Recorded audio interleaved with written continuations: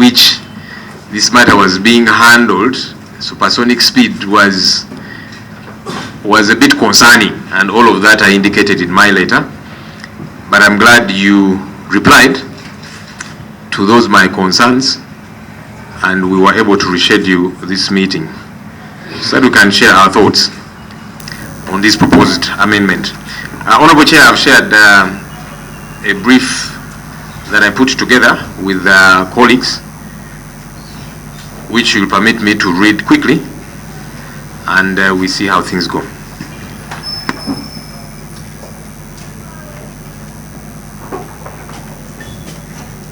Invite colleagues to a cup of tea. Honorable Chair, I'm going to request that these eats are taken from in 1st October 2024. The Administration of Parliament Amendment Bill 2024 was tabled and read for the first time.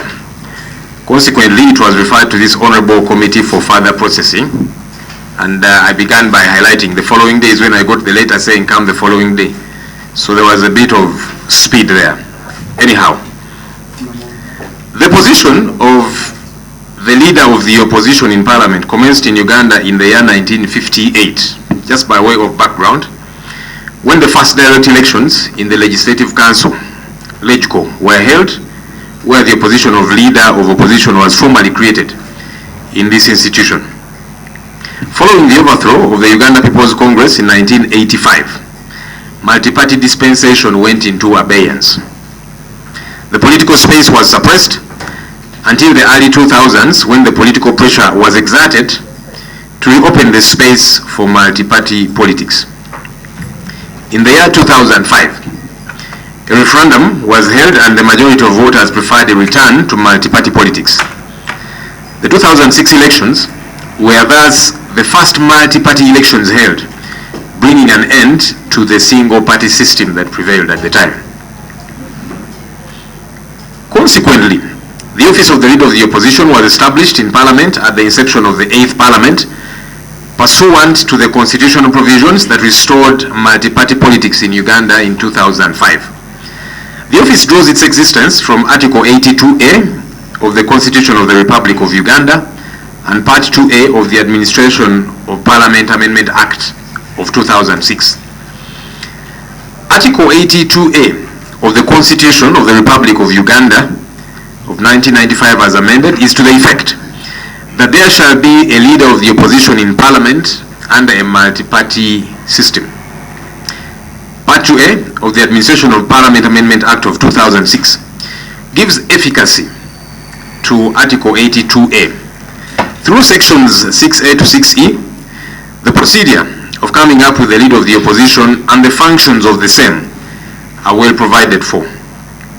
Section 6E of the Administration of Parliament Act stipulates the role and functions of the leader of the opposition, and with specificity, Section 2 states that the leader of the opposition shall, under subsection 1, in consultation with his or her party leadership, appoint a shadow cabinet from members of the opposition in Parliament, with portfolios and functions that correspond to those in the government cabinet.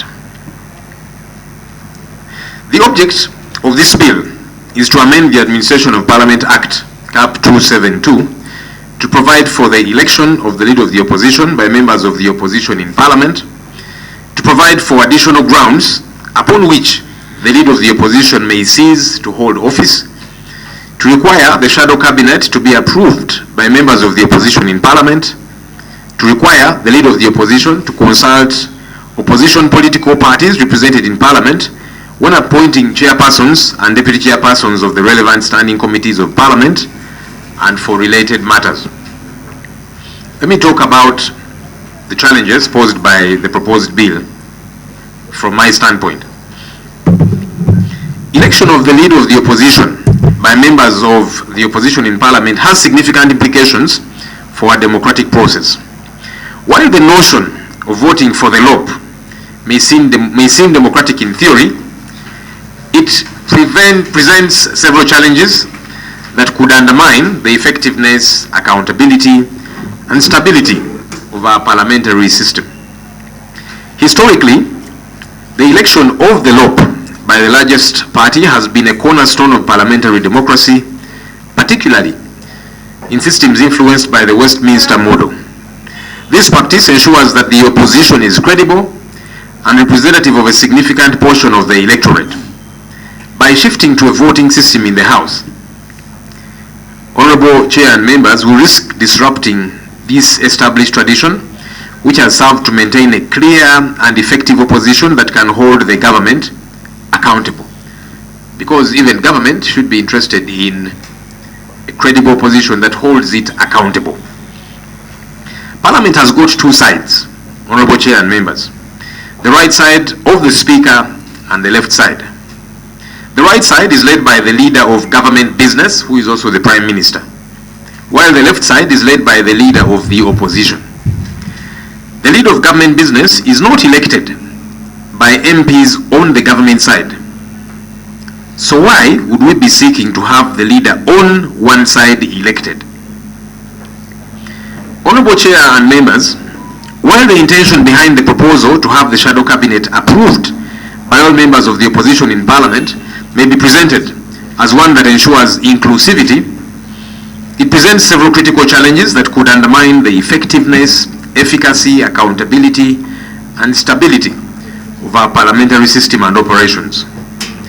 The shadow cabinet is a replica of the government cabinet, which is appointed by the person announced as winner of an election.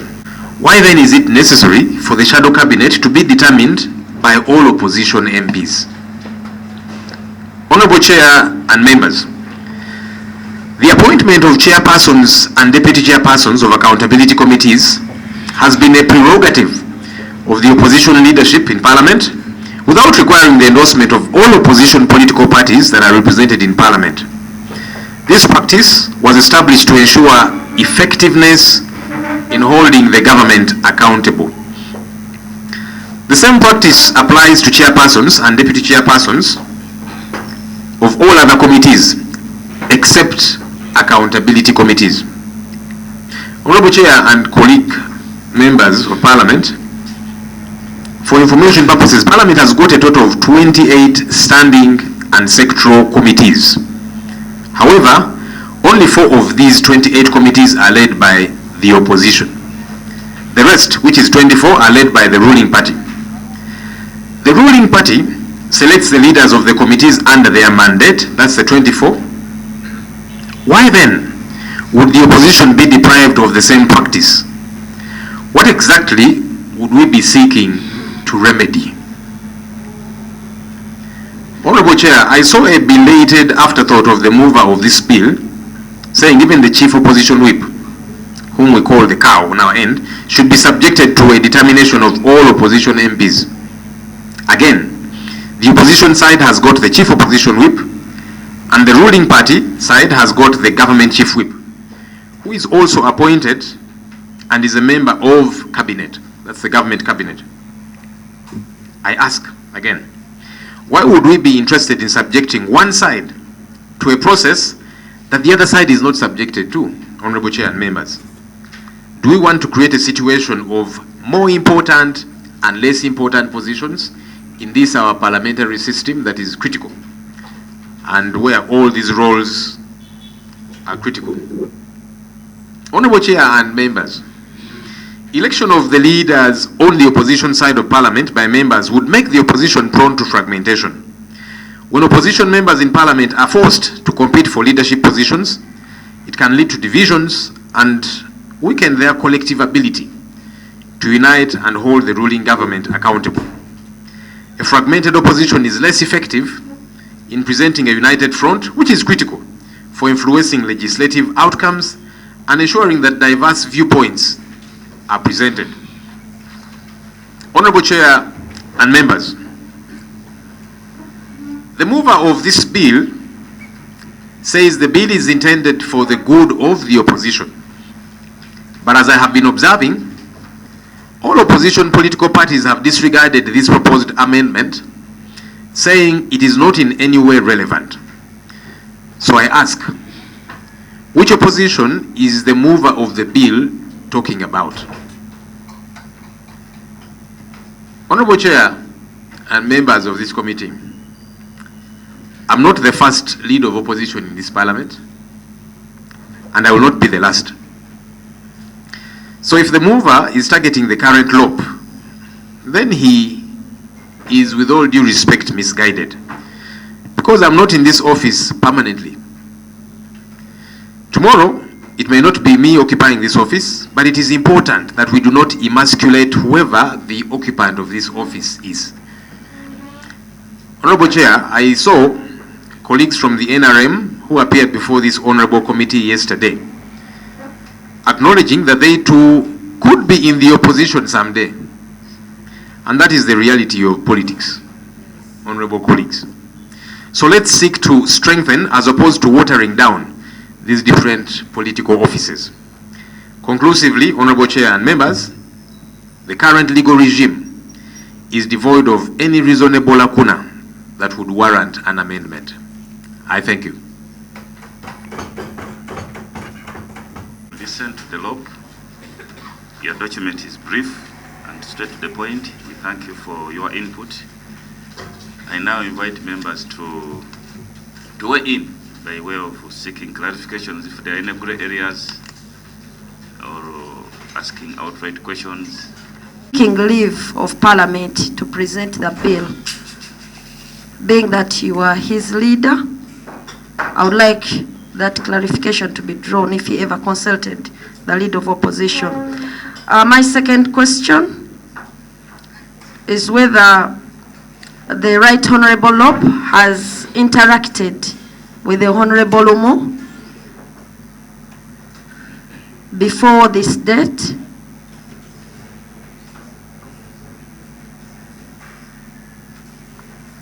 Interacting on the bill. Yes, interacting on the bill, on the amendment. And lastly, I would like it to be on record whether the Right Honorable LoP believes that the Honorable Lumu bill is actually targeting him as the sitting leader of opposition. Thank you so much, Honorable Chair. Did the Honorable Lumu consult my office before moving this bill? With your permission, Chair, I'll tether that to the question of the Honorable Bosco. There is no legal requirement for a member moving a private member's bill to consult anybody or any office. That's why it's called a private member's bill. Yeah. However, usually when somebody is moving a bill on behalf of particular stakeholders, they will consult. I saw him reaching out to political parties in the opposition because he said he's doing this for the good of the opposition. So I think even though it was not a legal requirement, that's why he moved to different political parties, consulting them. I kept following on the news. Each of the parties that he went to told him not to go ahead with the bill, but he still went ahead anyway, which is his right. Do I think the bill is targeting myself personally? And maybe I'll tie that in with, because the chairman raised that, but let me first respond to the Honorable Vice Chairperson, who said the SG did not say that he would one time be in the opposition. I was very clear in my statement that the NRM delegation that came here did indicate that since the mover is looking at the bill starting next term, they never know they might be on the other side. That was mentioned by Councillor Barata. Honorable Chair, for information, the committee proceedings are normally aired live, so I was in my office following. I don't know if today they are also, relaying them live, but they are normally live, so people do follow. Honorable Chair, you firstly talked about the supersonic speed. Again, the reason I did raise that is because this bill was read for the first time on 1st October. On 2nd October in the evening, I got a letter inviting me on 3rd October in the morning maybe if there is a better English word than supersonic speed, it can be used. But I chose that word very deliberately in the letter that I wrote to you because it rarely happens. And as I did see you, Honorable Chair, speaking to the media, you said, yes, there are other bills before the committee, but you said this one is small, so you want to run quickly with it. But I said you were not being fair to us, whom you were inviting, and it's good you responded. Now, the question of, yes, is this targeting myself individually, because you did allude to that.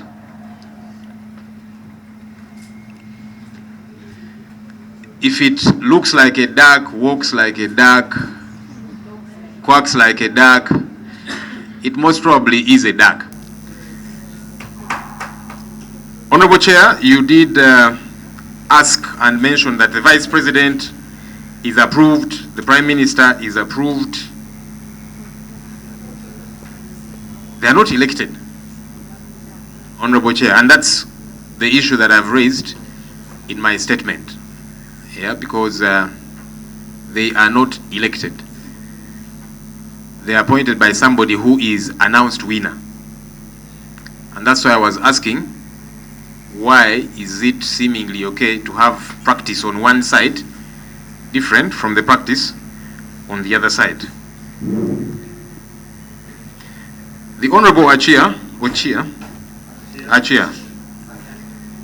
how are LoP's in establishing, and I'm sure the committee has too, and you will discover that LoP's elsewhere, process is similar.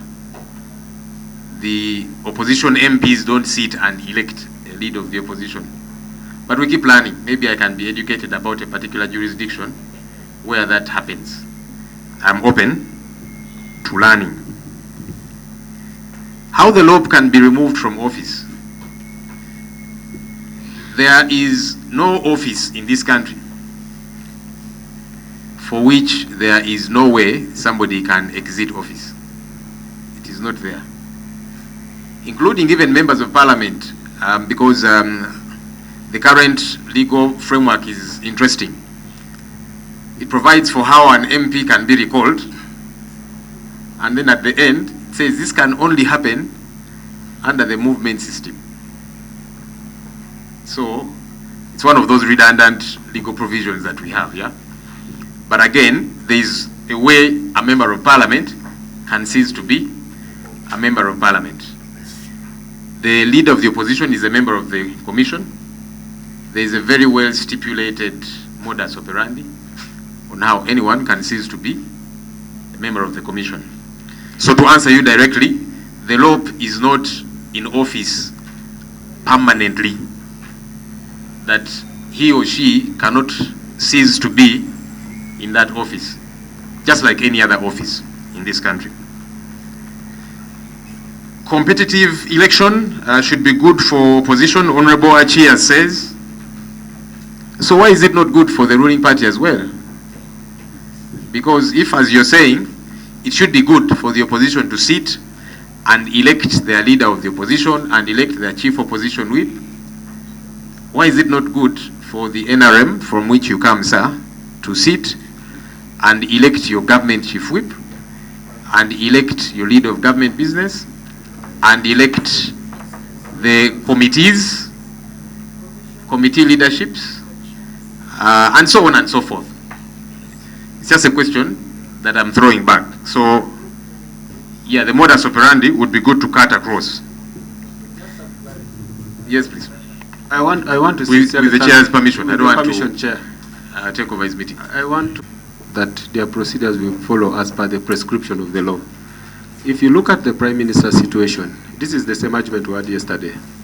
We have no problem when it comes to, we say election or something, but whereas we say a particular provision of the Constitution is restrictive and says the Prime Minister shall be appointed. But now when we look at our Article 82, which still gives the leeway to Parliament's role and administration of Parliament's Act to be able to set in place that mechanisms. You have clearly brought out that there are some legislations which could be redundant.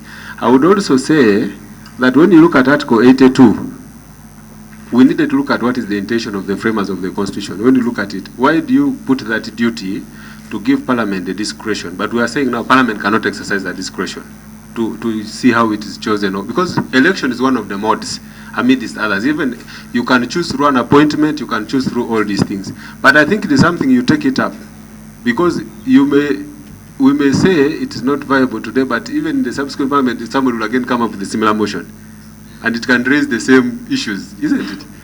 So I think if we think that this would be redundant, take up an issue and have it amended so that we say, let's appoint. But you don't give Parliament the discretion to decide on which mode to choose, and you say it cannot. I think that is a problem also we have in the legislation. Thank you. Thank you. No, I said it is there. Come again?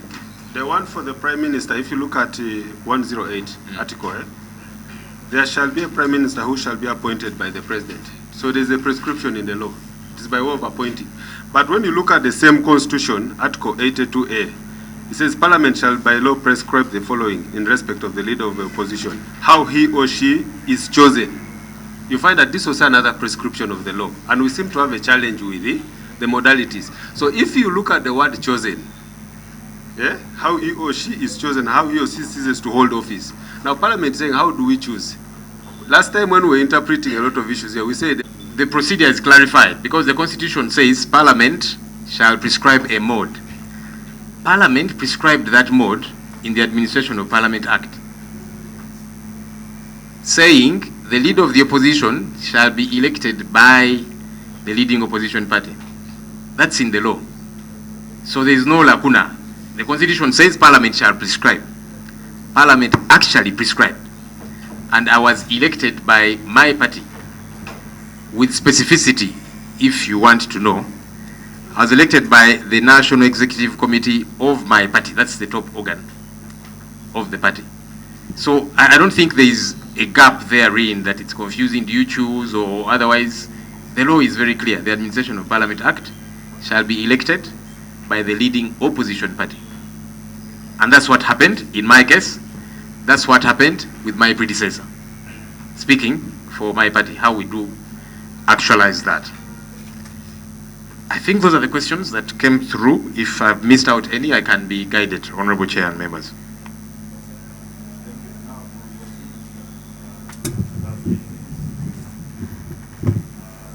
Scientific and constitutional. You know, the Constitution is like a Bible and the Quran. I was talking to Honorable Tebandeke. You don't just read it as an ordinary love letter.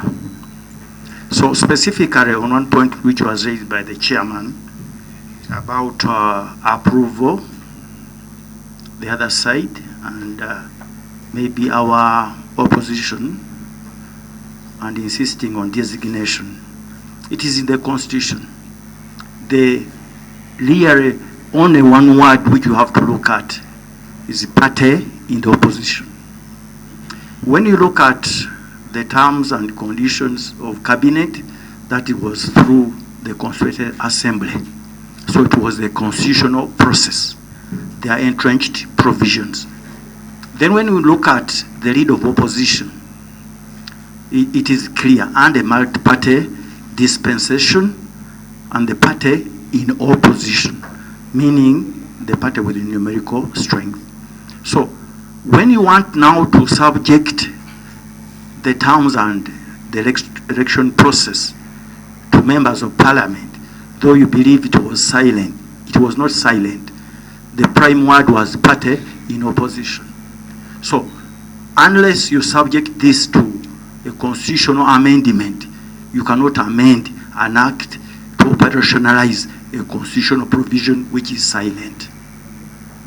I hope you understand. This is a scientific way of understanding. So basically our hands are tied. Honorable Lumu was supposed to move fast an amendment of the Constitution, then you get another act to operationalize. It can only be scientific. The Constitution is not just what is written. There's constitutionalism. So I don't know whether I made the point. Thank you. Honorable Deputy. Thank you, Chair. Now, Bosco, may I have your attention, please? Order, honorable members, order. Bosco, may I have... Nzizeko mu kakiiko akaligwa and Parliamentary Affairs Committee. nasooka kwemulugunya kubanga ekiteeso kino kyasooka okuteekebwayo mu Parliament tuyita first reading nga lumu October. Enkeera nga 2 October olweggulo nenfuna ebbaluwa okuva mu kakiiko nga bampita okujja enkeera nga 3. Neŋŋamba kiki kyono supiidi w'ekika kino bafaaki nnyo emergency kyeriwo. So chairperson w'akakiiko ne muwandiikira ne mugamba ssebo okusookera ddala muleke tukola ku ambush. Ompise leero olweggulo nzije enkya ku makya first reading yabaddewo ggulo nga mubuuza kiki exactly ekibapyawo ebbugumu lyaki nnyo ng'ate balina n'amateeka amalala ge batannakwasaganya. Anyway, so ne mbagamba sijja kusobola kubeerawo olunaku olwe baali banjagala nga ndaba nedda si kya bwenkanya. Ne bakkiriza ne nzija olunaku olwaleero nga wayiseewo ebbanga okweteeka obulungi. Etteeka munnaffe Honorable Lumu lyaleeta okusookera ddala lyatembeeta okusookera ddala yagamba nti alireeta ku lw'obulungi bwa opposition. Naye neebuuziza era ne mu kakiiko yakyalira ebibiina by'opposition eby'enjawulo ng'ababuuza ku tteeka lino lyatembeeta lyagala okuleeta. Bonna ne bamugamba etteeka libi fu bwefuufululu naye ate yalemerako. Kakati ne twebuuza abantu b'ogamba nti booleetera etteeka baliganye baligobye obeera kino kikubiraani tekitegeerekeka. Era ebirala bye mbuuziza mu kakiiko nti bwe muba mugamba nti leader of opposition akubibweko akalulu oba oliawo tekyalibadde na kibi nti ne chief opposition naye akubibweko akalulu oba oliawo tekyalibadde kibi. Lwaki mwagala kikolebwe ku leader of opposition yekka? Kubanga mu Parliament tulina sides 2. Tulina side ekulemberwa leader of opposition ne side ekulemberwa leader of government business. Leader of government business tebamukubako kalulu. Government chief whip tebamukubako kalulu. Ba cabinet minister aba government tebabakubako kalulu. Ba committee chairpersons kubanga NRM side ekulembera committees 24 ffe tukulembera 4 zokka. Bali nabo tebabakubako kalulu. Kakati kikyoba otegeeza ekyo kireetedde abantu okulowooza nti bano abantu batagetinga Ssenyonyi ng'omuntu. Kubanga lwaki bali bo kisigala nga bwe kiri tebakubibwako kalulu naye ate oyagala sayidi eno ekubibweko akalulu. Kwegamba kireeta ebibuuzo bingi era olabira ddala nga balina kye bagezaako okwasaganya ekitategeerekeka. Naye komiti nga bwe njigambye nti katusuubire banaawuliriza endowooza z'abantu be beebuuzizzaako. Kubanga kino komiti kyekola okuyita stakeholders ab'enjawulo okubeebuuzaako tekirina kuba just formality. Kubawuliriza era benzize ndaba nga boogera bonna nga bagamba nti lino etteeka si lituufu. N'aba NRM n'abalabye olunaku lw'eggulo era nabo ne bagamba nti etteeka lino ligenda tandika nga 2026. Ne bagamba nawulidde lawyer waabwe Kanso Barata n'abalala babaddewo nga bagamba nti 2026 NRM naye we n'abeera mu opposition nabo nga balaba nti essaawa yonna ekintu kiyinza okugira. Kati nabo ne batyamuko ne baga nti ebintu bisigalenga bwe biri. Ekyo kikulaga nti kiba kikyamu bw'okola etteeka ng'olikola olina omuntu gw'otagetinga ng'omuntu. Kubanga oyinza okutagetinga abaliwo kaakano enkeera n'obeera nga gw'oli mu opposition. Twabiraba owekitiibwa Mama Mbabazi yali ku Public Order Management Act ye kennyini yasooka okulumiwa etteeka lino. Ba Grace Binjira detention without trial ye kennyini gwe lyakwata. So kati kikulu ne tulowooza ne tufumitiriza ku bintu bino. Oyinza okubanga Ssenyonyi tumwagala kubanga abuuza ebibuuzo bingi alemerako ku nsonga ez'enjawulo ssente y'omuwomusolo wano mu Parliament bitongole bya gavumenti eby'enjawulo nakinalemerako n'ogana naye Ssenyonyi ono atusumbuwa nnyo. Katulabe engeri gye tumukyankalanyamuko. Zisigenda kubeera leader of opposition lubeerera. Sina kyenjagala, sina bwe kirina okubeera. Tukula okulaba ntuyingira obuyinza. Kati oli ayinza okulowooza nti ntagetinga Ssenyonyi n'omutagetinga enkya n'obeera nga bw'abadde amutagetinga gw'oli mu kifo kye yali alimu ate nga ye ali side eri. Embeera obuno gikwasaganya otya eyo. Ekirungi ekiri mu tteeka lino nkibuuziza n'abakomiti nga nsaba nabo bambuulire kirungi kibbo kye balaba mu tteeka lino kubanga mu kubaga amateeka munnamateeka yenna ajja kugamba nti oba obaga etteeka obanga oyagala kulikyusaamu oba oyina kyoyagala okutereeza ekitali kirungi kati nembabuuza kikyamu ki kyemugezaako okutereeza tekiriiwo tekitegeerekeka so tewali kyoyinza kugamba nti kino kirungi kyolaba mu tteeka ekyo oba oli awo kyalibadde bwe kityo singa yali agamba nti abakulembeze bonna mu paalamenti balondebwe lead of opposition, lead of government business, chief opposition whip, government chief whip, shadow cabinet ne government cabinet yonna obukiiko obukulemberwa opposition n'obukiiko obukulemberwa government bakomishona bonna kati singa yakireeta bwatyo abo oli awo abantu baligambye nti okay muyinza okuba mulimu ekirungi kubanga oyagala nti abantu bano bonna balondebwe